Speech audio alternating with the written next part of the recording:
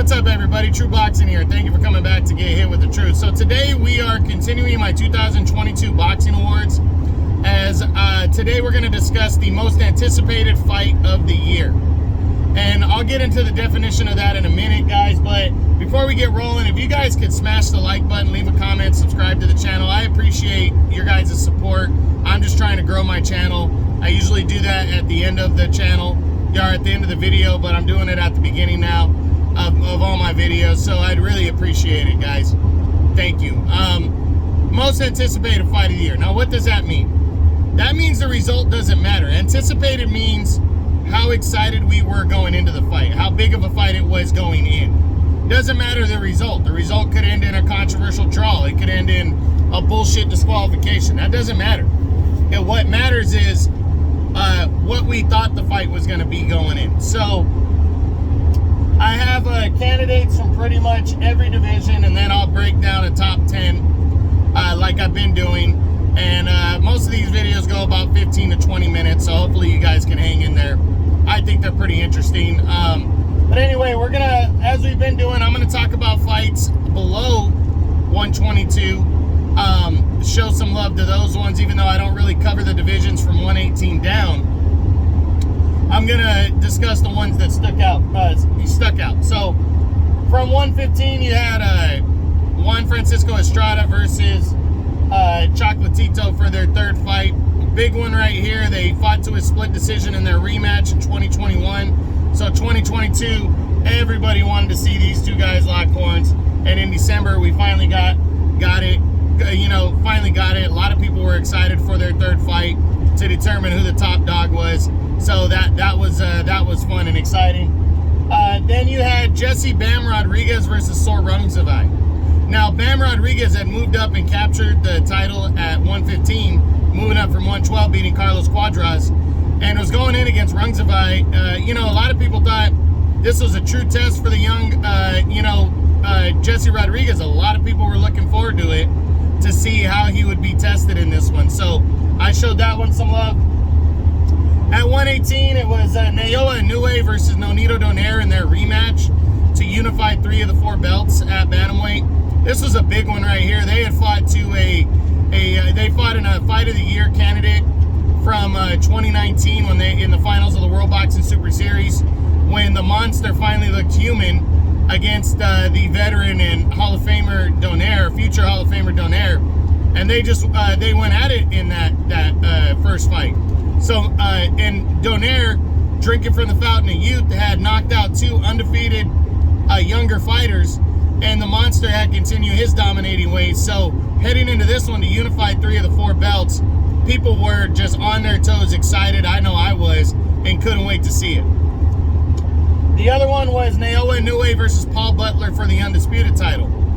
Going in, Inoue was a huge favorite, and everybody knew, but to fight for undisputed, it's a big deal, And a lot of people were paying attention because Inoue, the monster, just wants to take over. So this is a big one going in, and for the undisputed title, always a big deal.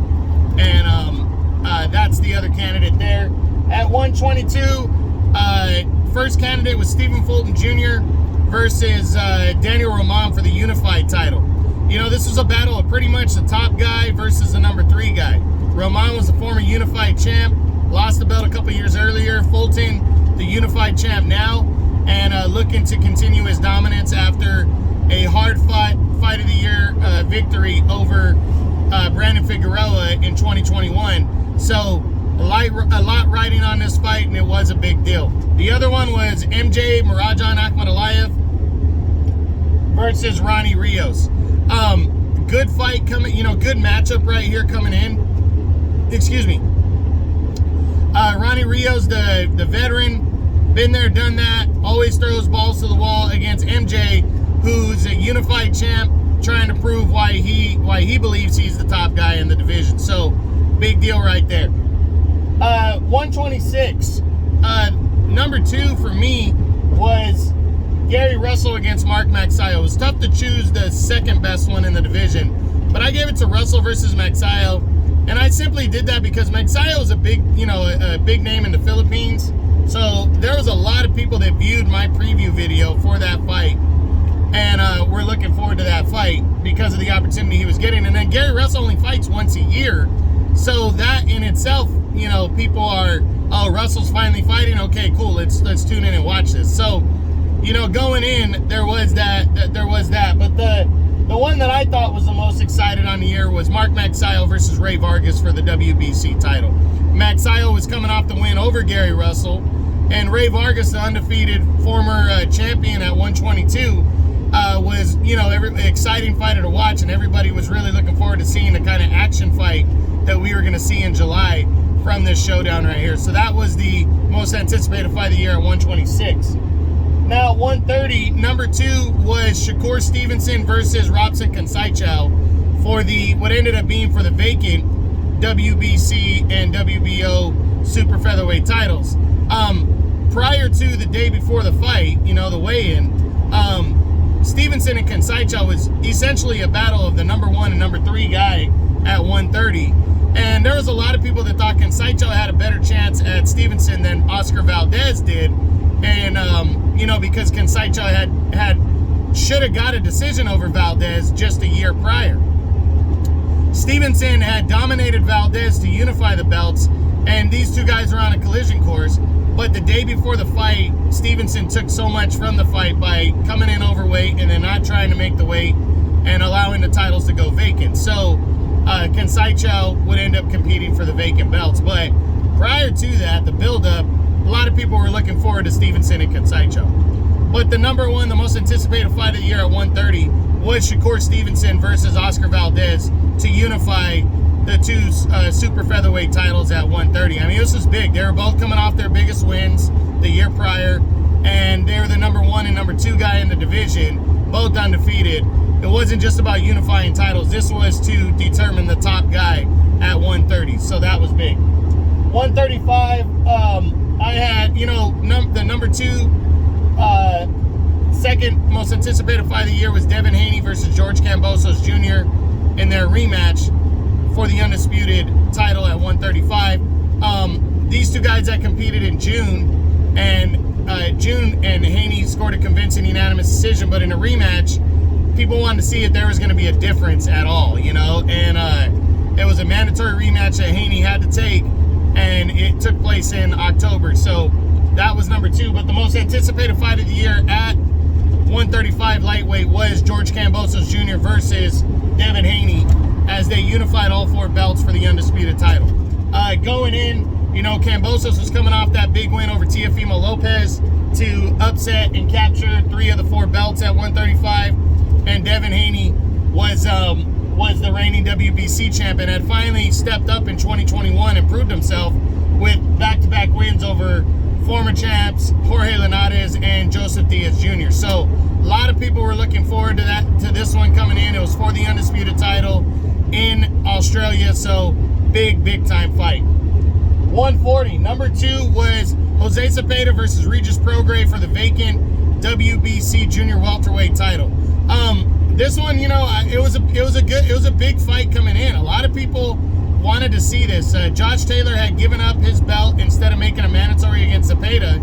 Zepeda was originally ordered to fight Jose Ramirez in a rematch, but Ramirez backed out as he decided he was going to take the rest of the year off to get married. And, you know, the next guy up was former champ Regis Prograis. So there was a lot of people. It was 50-50 fight. A lot of people really looking forward to seeing who was going to be the new WBC champ. And, you know, it ended up being a pretty good fight, too. But the 140-pound junior welterweight most anticipated fight of the year goes to Josh Taylor versus Jack Catterall. And the reason I say this is because it was still for the undisputed title. I mean, Taylor was coming off his career best win, defeating Jose Ramirez to become the undisputed champ in 2021. And he was coming in, you know, even though it was in the United Kingdom, and he was taking on the undefeated Catterall, who was the mandatory challenger. Catterall wasn't a big name, but because Taylor had really established himself and he's the undisputed champ, that makes that the most anticipated fight of the year at 140. Just to see an undisputed champ who was, you know, the undisputed number 1 guy also, it makes it intriguing and people were looking forward to it. 147, number 2 was Terrence Crawford versus David Avanesian for the WBO title. even though nobody really wanted to see this fight and people were pissed off that Crawford and Spence didn't happen, this, you know, watching Terrence Crawford fight and what's going on with him is a big deal. So that made number 2. And that's really all I got to say about it. But number 1 was by far Errol Spence Jr. versus Yordenis Ugas to unify welterweight titles at 100, you know, at 147. You know, coming in, Spence was the undefeated. I had him number 2 at the time.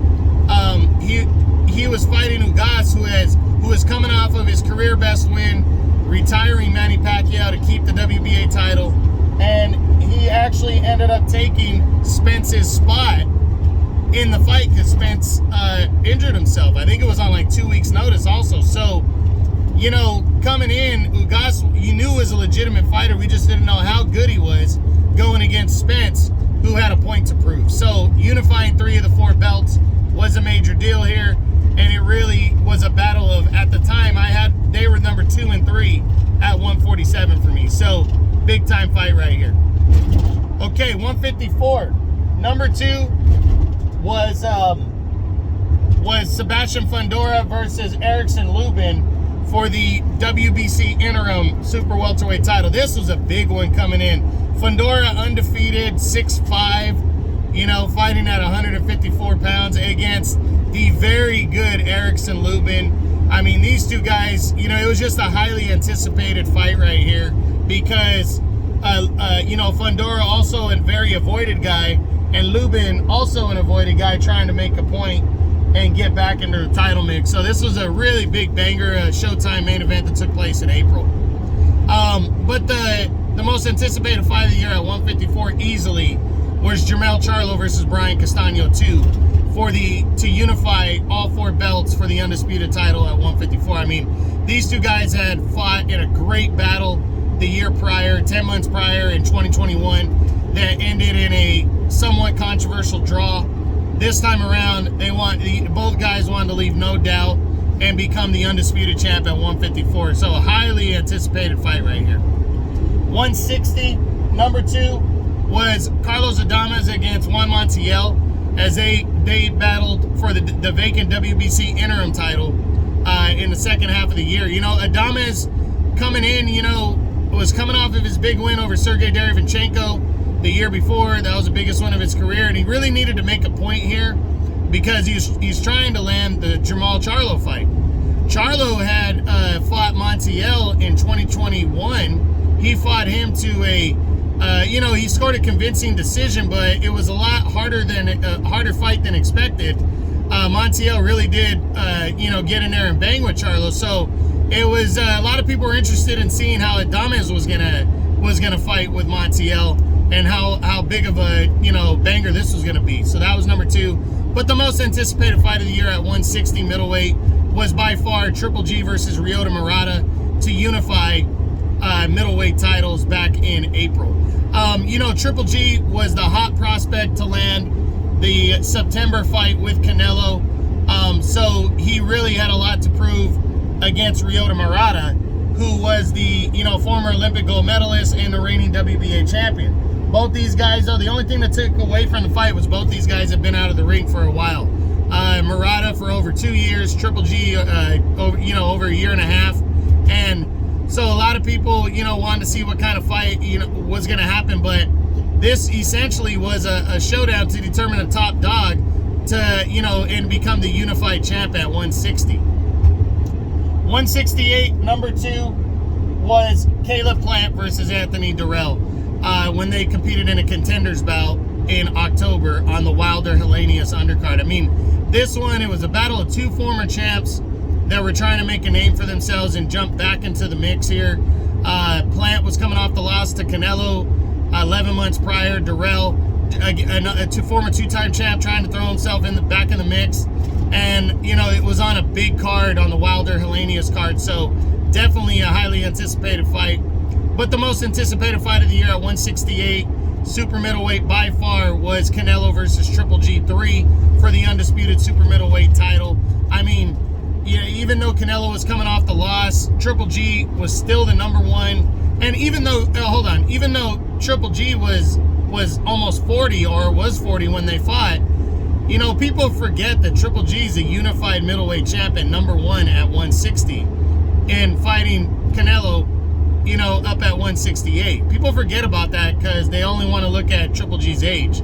But this was a big, highly anticipated fight coming in that a lot of people wanted to see. So that makes #1 at 168. Now 175, #2 was Arthur Beterbiev versus Joe Smith Jr. to unify 3 of the 4 light heavyweight titles at 175. You know, coming in, you know, Joe Smith had won the title the year before, was a blood and guts guy, a guy that just goes in there and banks and throws punches and throws caution to the wind. But he had looked a little bit better the last couple of years as he got hot and then eventually captured the WBO belt. And going in against Beterbiev, who is the reigning unified champ for the last few years, but needed to add that 3rd belt to really solidify himself at 175 over Dimitri Bivol, as their constant battle of who the top guy is continues to go. But, you know, a lot of people were looking forward to seeing just these 2 hard hitters in the ring, and in June we finally got that. That was pretty big deal. But the most anticipated fight of the year at 175, in my opinion, was Dimitri Bivol versus Canelo Alvarez for the WBA light heavyweight title. I mean, Canelo fighting, he was moving back up to fight a guy who'd been champion for about 5 years already. I mean, it was just a big deal, you know. And even though Dimitri Bivol, not a huge name, Canelo showing him some love and getting in there trying to claim another belt at 175. You know, Canelo, the biggest name in boxing. It was just, again, it was a very big deal. So that one is the top one there. 200, the #2 fight there, most anticipated, was Maris Briedis versus Jai Opetaia for the IBF Cruiserweight title.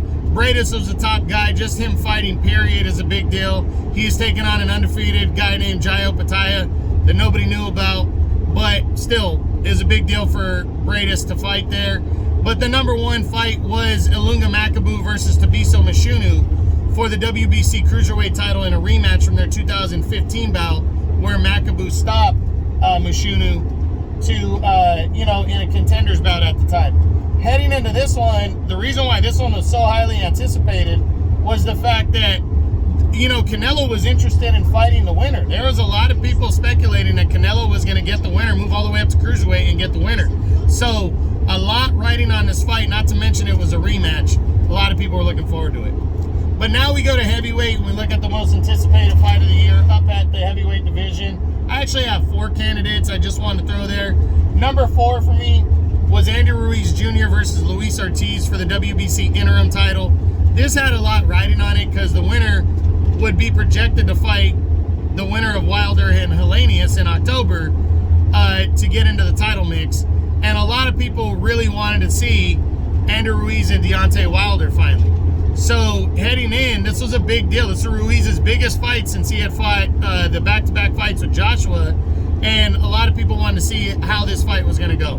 So that was a big deal.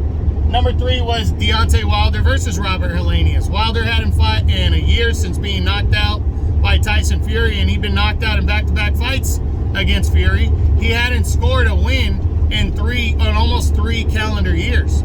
So going in, a lot of people wanted to see if he was if he was a shot fighter following the 2 losses to Fury, and Helenius had upset Adam Konaki a couple times, and a lot of people wanted to see how this fight was going to go down on pay-per-view in October.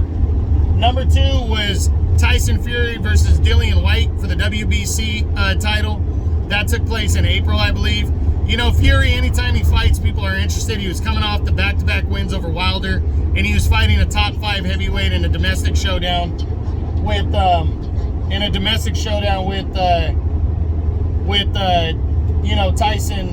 Tyson Fury. So this was, again, it was a big deal. A lot of people wanted to see it, and we got we got what we wanted in April. But the most anticipated fight of the year in the heavyweight division, in my opinion, for sure, was Alexander Usyk and Anthony Joshua in their rematch for the unified heavyweight title. I mean, Usyk had upset Joshua the year prior to capture all the belts, and there was a mandatory rematch clause in the contract. And finally, 11 months later, the rematch would happen in the main event of a DAZN card. a lot of people were looking forward to this one. It was a big deal.